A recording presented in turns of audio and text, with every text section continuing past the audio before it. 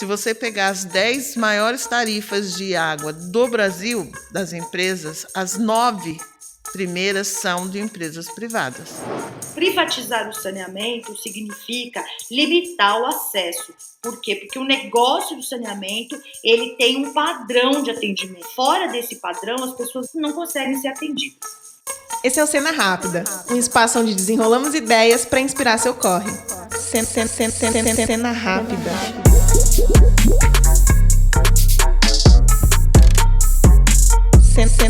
Cena Rápida. E aí, gente, como estão por aí? Eu sou a Evelyn Vilhena e esse aqui é o Cena Rápida, o podcast quinzenal produzido pelo Desenrola e Não Me Enrola, que é um veículo de jornalismo periférico que atua com formação e produção de conteúdo sobre e para as periferias. Nosso papo da vez é sobre saneamento básico.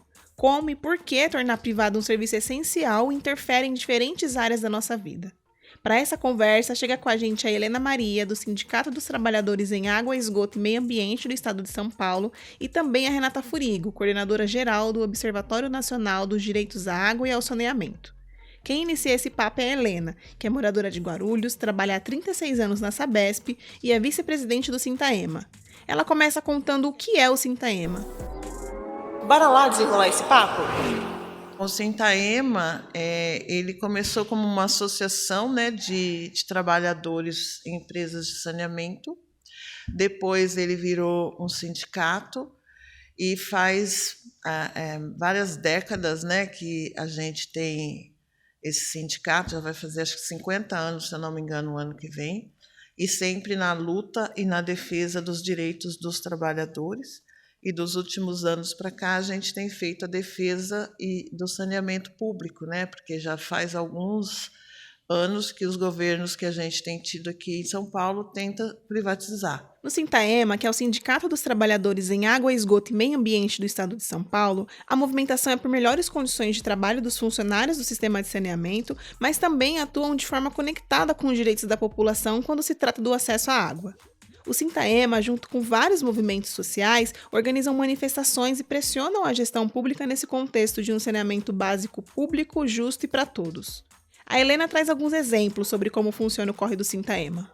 A gente tem tido assim, várias ações, né?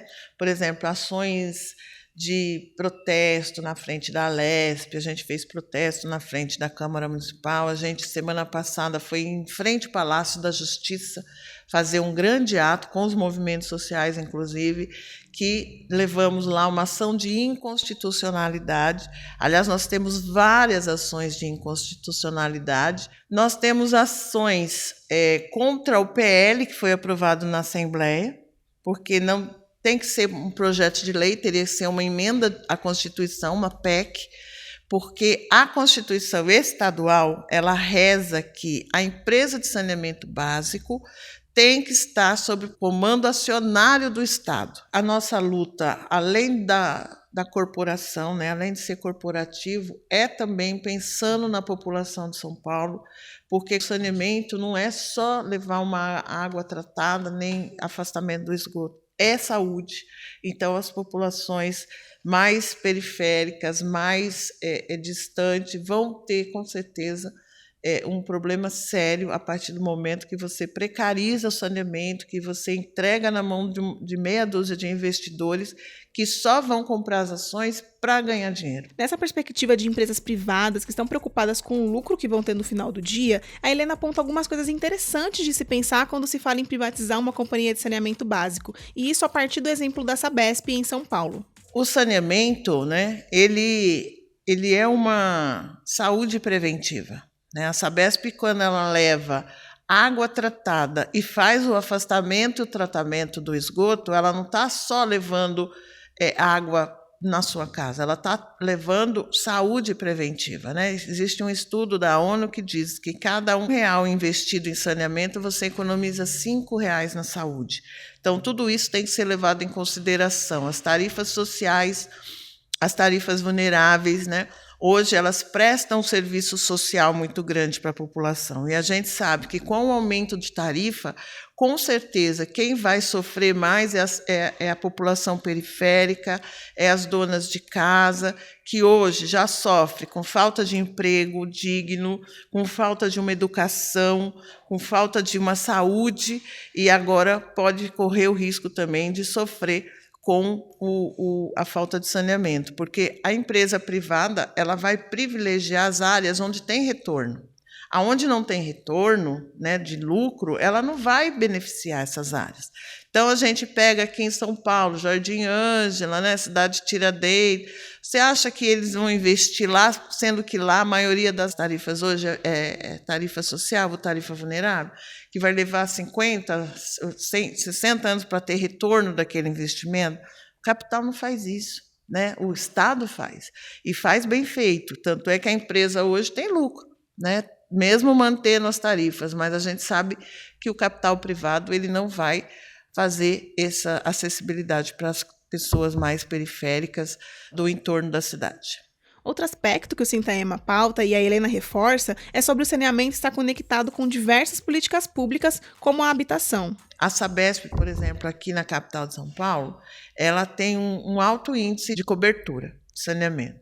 Só que, para justificar a privatização, nós ouvimos isso de vários vereadores, vários deputados, na hora de votar lá o PL, né, na hora de votar o contrato aqui na Câmara, que tem mais de 1 milhão de pessoas sem saneamento aqui na cidade de São Paulo, né? E é verdade.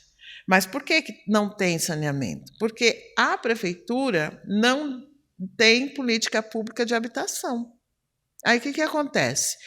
A Sabesp ela só pode entrar com ligação de água e ligação de esgoto nas residências que são regularizadas. Onde não tem regularização pela prefeitura, a Sabesp ela não pode fazer isso, entendeu? E aí o que acontece? As moradias onde estão, por exemplo, na beira de córrego, na beira de represa, na beira de áreas de proteção ambiental, nas ocupações, né, de terrenos irregulares, não tem como a Sabesp fazer a cobertura de saneamento.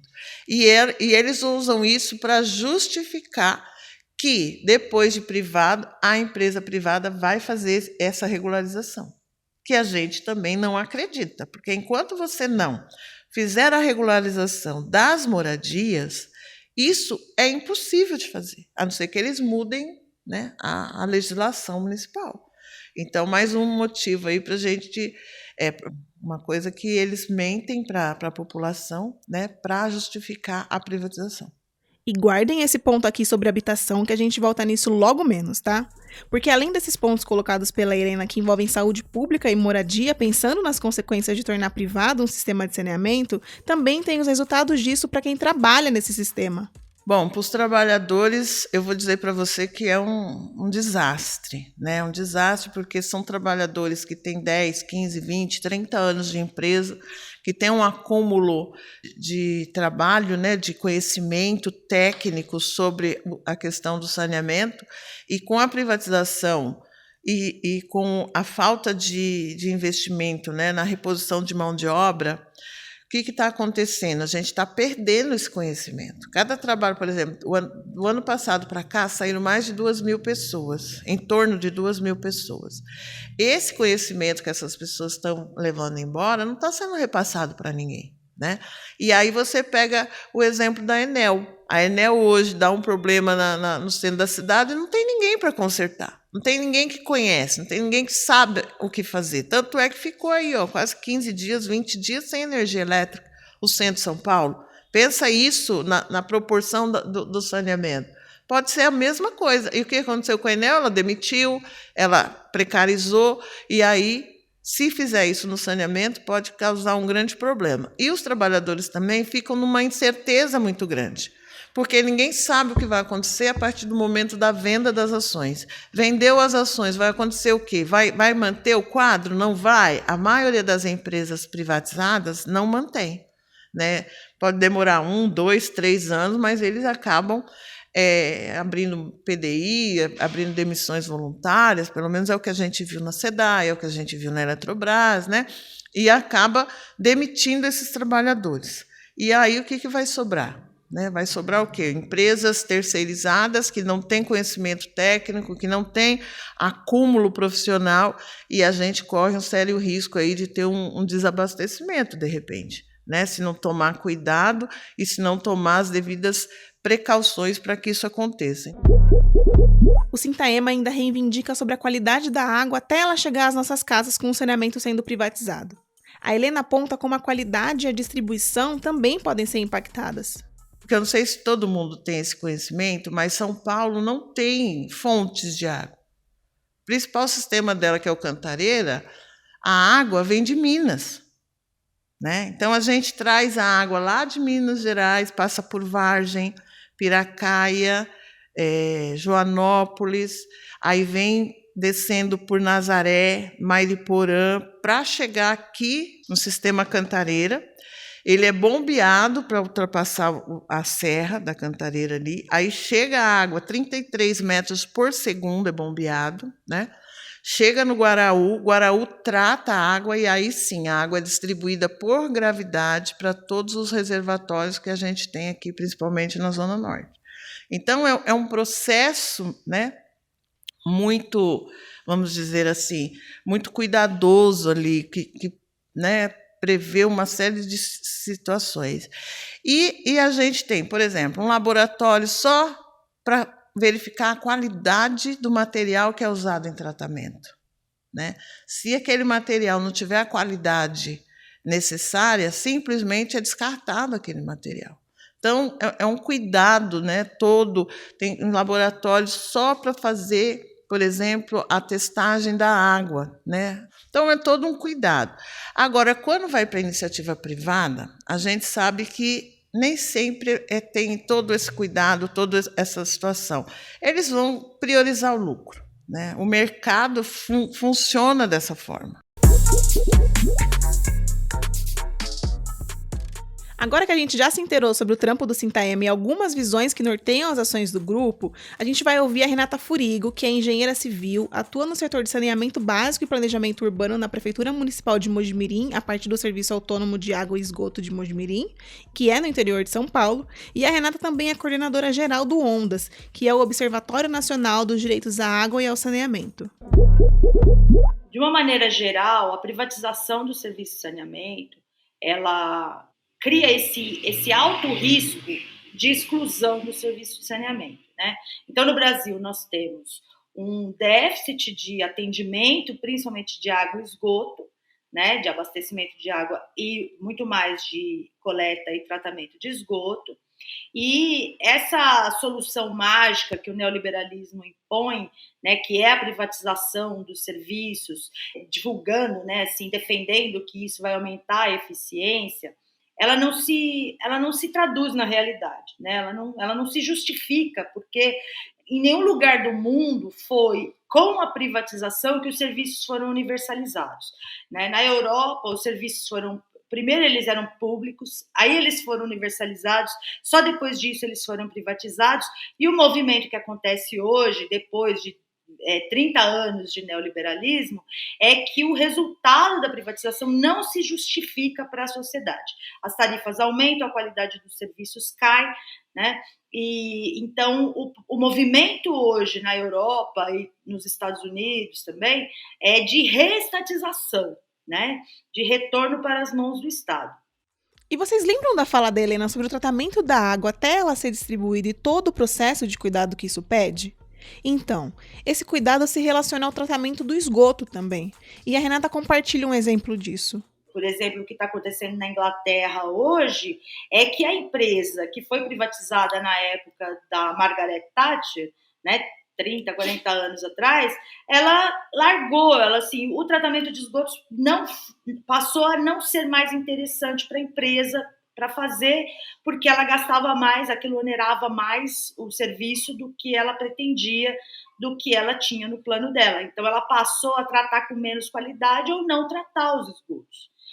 Ou seja, aquele ideário de que o rio Tamisa, aquela coisa toda, a despoluição que aconteceu na década de 90, que foi um ícone assim, do modelo de privatização, ele não se sustentou. Né? E hoje a Thames Water, que é a empresa que está falindo, né? Ela está praticamente quebrada na Inglaterra, ela não trata mais os esgotos, voltou a ter poluição nos rios da Inglaterra, né?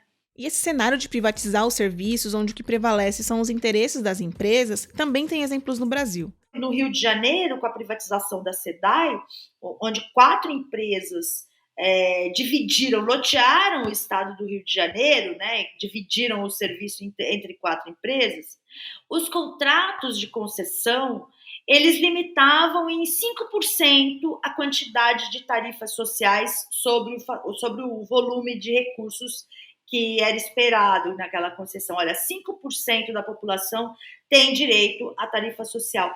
Como é que nós podemos colocar um índice de 5% diante de uma realidade fática da quantidade de pessoas pobres no Rio de Janeiro? Aí o que acontece? Para que as pessoas possam ser incluídas, a empresa imediatamente ela pede uma revisão de tarifa. E, portanto, no Rio de Janeiro, a gente está chegando assim a 4... A privatização foi em 2021, salvo engano. Nós já estamos no 4º pedido de revisão tarifária, né, das empresas de lá. Então, nós vamos ter essa realidade. Todo o discurso para revisar o marco legal do saneamento, para permitir a entrada de empresas privadas no campo do saneamento, residia nessa eficiência. Mas o que a gente tem é justamente o contrário. E agora, voltando no rolê da habitação, a Renata também relaciona moradia e saneamento, e como isso interfere na universalização do serviço. Quando a gente fala de universalização do saneamento, apesar da legislação considerar que a universalização do saneamento é a ampliação progressiva do atendimento, quando a gente considera que, mesmo que a Sabesp, por exemplo, faça uma rede de esgoto numa favela, num assentamento periférico, num território periférico, mesmo que ela faça, se 100% das casas naquela rua não estiverem conectadas, nós ainda teremos poluição. Então, a habitação, propriamente dita, ela é um item fundamental para a gente ter garantia de saneamento. Outro item, né? E assim, nenhuma empresa privada está preocupada com a habitação. Inclusive, nós temos esse problema, que nem as empresas públicas estão muito interessadas com o problema da habitação. Então, você tem um discurso de falar assim, olha, a minha rede está passando lá. Se a pessoa não consegue ligar, é problema dela. Não é um problema dela. Na medida que essa pessoa joga o esgoto numa vala a céu aberto ou num rio, né, que escoa, esse é um problema da sociedade, não é um problema da pessoa só. Né? E aí a gente não vai conseguir ter universalização do serviço se a gente não pensar dessa forma integrada. Esse pensar de forma integrada está ligado a muita coisa. Principalmente ao pensar que uma cidade desigual produz infraestrutura desigual, como pontua a Renata. Vamos dar um exemplo. Você tem uma periferia hoje. Aí a Sabesp vai lá, depois de muita pressão social, a Sabesp vai lá e coloca a rede de água e esgoto e consegue que o serviço seja minimamente adequado para essa população. A vida dessa população, a vida desse bairro vai melhorar. As pessoas melhoram de vida, né? Porque elas têm maiores garantias, né, de dignidade. Aquele território, ele tem uma melhoria. Na medida que ele tem uma melhoria, ele passa a ter um outro valor de mercado. Tendo outro valor de mercado, engaja a especulação imobiliária para avançar em direção daquele território. Por exemplo, eu tenho uma rede de água que chega até determinado território. Tem um sistema lá de bombeamento, um sistema de reservação ou só de bombeamento, seja lá o que for. Essa água ela chega em determinado território. Se isso se espraia, para essa água conseguir chegar mais adiante, ela vai precisar de um outro sistema de bombeamento. Muitas vezes você vai ter que mudar o diâmetro dessa rede de água, porque a água não vai chegar. Né? Ela vai ficar mais frágil, vai aumentar a quantidade de danos, de vazamentos, tudo mais, vai aumentar a manutenção. Então, assim, essa cidade que a gente tem, esse modelo de cidade, que é um modelo de negócio também, ele é um modelo, é difícil da gente dar conta, né? Por isso que a gente tem que pensar de forma integrada. Olha, eu faço saneamento, mas se essa cidade expandir mais, eu vou continuar com o problema de saneamento, né? Então, é uma coisa que não tem fim. Por que não tem fim? Porque a cidade ela não tem uma regulação forte que combata a especulação, né? E nos territórios periféricos nós temos essa especulação, nós temos outras dinâmicas associadas assim a essa especulação imobiliária até, que a gente tem uma regulamentação, mas essa regulamentação ela não sai do papel, né? Ou ela é frágil diante dos acordos, né, eleitorais, seja lá o que for, que financiam campanhas, né, mercado imobiliário financiando campanhas, mercado imobiliário fazendo lobby em Brasília, enfim, é isso, essa cidade desigual, ela produz infraestrutura desigual. E tem mais exemplos disso. Quer ver outro detalhe muito importante?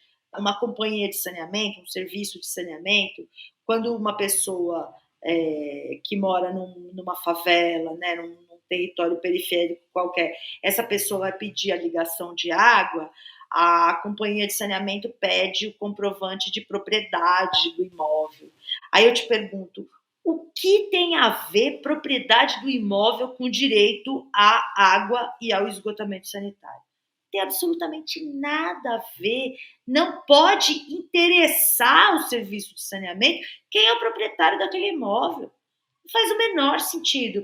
Tem casa, tem água e tem esgoto. Essa é a ideia, né? Você vincular o acesso à água à questão da propriedade do solo, está errado. Isso é curioso que se a gente chega num território, e isso eu já vi, toda a minha vida eu vi isso, né? Assim, as pessoas têm energia elétrica, as pessoas têm telefone e internet, e elas não têm água e esgoto porque elas não são proprietárias do solo. E aí, deu para perceber como o saneamento não se refere apenas a coleta e abastecimento de casa em casa?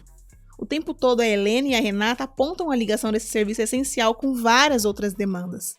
E pensa só se empresas privadas estão preocupadas se na sua casa toda noite falta água. E quando a água chega, será que estão ou vão se preocupar com a qualidade dessa água? A Sabesp, que está nessa roda de privatização, é a responsável por planejar, executar e operar o serviço de saneamento básico no estado de São Paulo, o que envolve captar, tratar, distribuir a água e também a coleta e tratamento dos esgotos.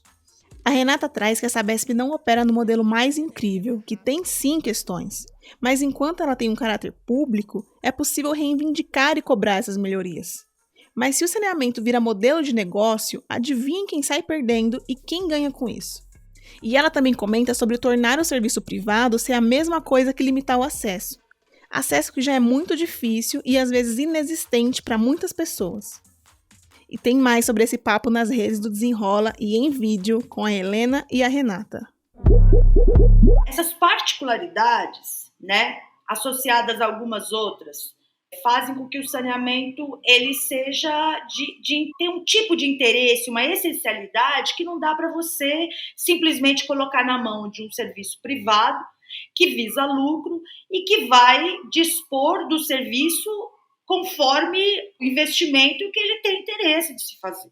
Então, para terminar essa ideia, privatizar o saneamento significa limitar o acesso. Por quê? Porque o negócio do saneamento ele tem um padrão de atendimento. Fora desse padrão, as pessoas não conseguem ser atendidas.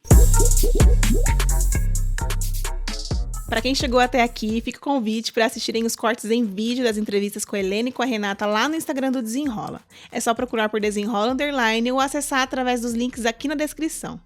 Na descrição também tem link para o nosso portal de notícias, canal no WhatsApp e para nossa campanha de financiamento, porque veículo independente está sempre precisando de um apoio, seja na campanha ou compartilhando nossos conteúdos. O Cena Rápida é um podcast quinzenal, disponível sempre às quartas no Spotify, Google Podcasts e no nosso canal de vídeos. Por aqui, seguimos com ideias desenroladas para inspirar seu corre. Um beijo e até o próximo episódio.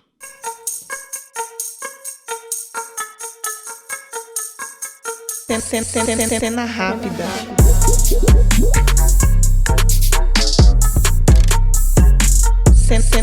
Cena rápida.